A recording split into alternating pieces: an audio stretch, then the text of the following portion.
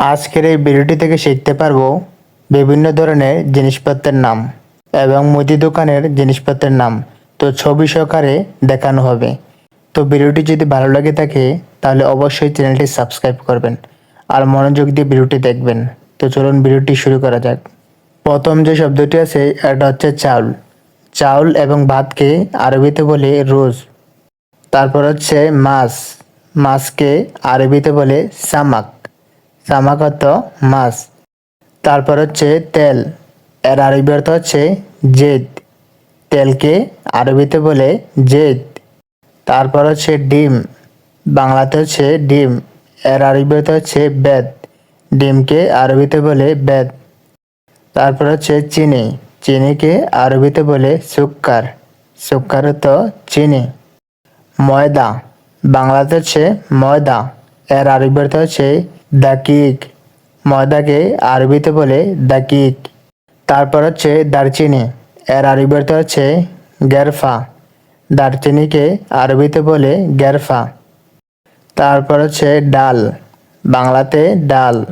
এর আরবি অর্থ হচ্ছে আদাস। ডালকে আরবিতে বলে আদাস। বাংলাতে হচ্ছে নুডলস। এর আরবি অর্থ হচ্ছে মাকরুনা। নুডলসকে আরবিতে বলে মাকরুনা। তারপর হচ্ছে মশলা। এর আরবি অর্থ হচ্ছে বহারাত।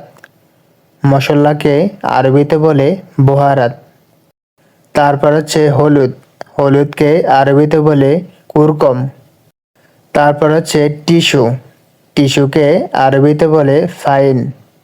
তারপর হচ্ছে মগ। মগকে আরবিতে বলে মগরাফ। তারপর হচ্ছে পেঁয়াজ। পেঁয়াজকে আরবিতে বলে বাসাল। তারপর হচ্ছে দুধ।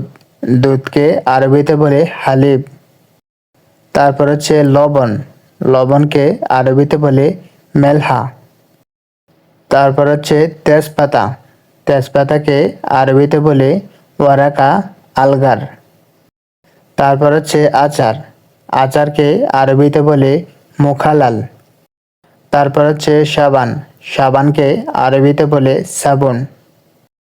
তারপর হচ্ছে ছুরি। ছুরিকে আরবিতে বলে সিক্কিন। তারপর হচ্ছে পাতিল। পাতিলকে আরবিতে বলে গেদার।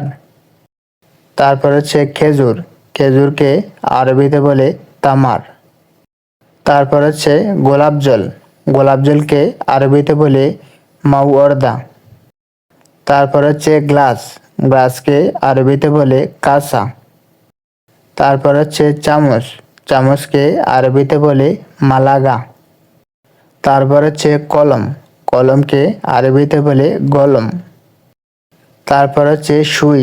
সুইকে আরবিতে বলে ইব্রা। তারপর হচ্ছে আলু। আলুকে আরবিতে বলে বাতাতুস। তারপর হচ্ছে চেয়ার। চেয়ারকে আরবিতে বলে কুরসি।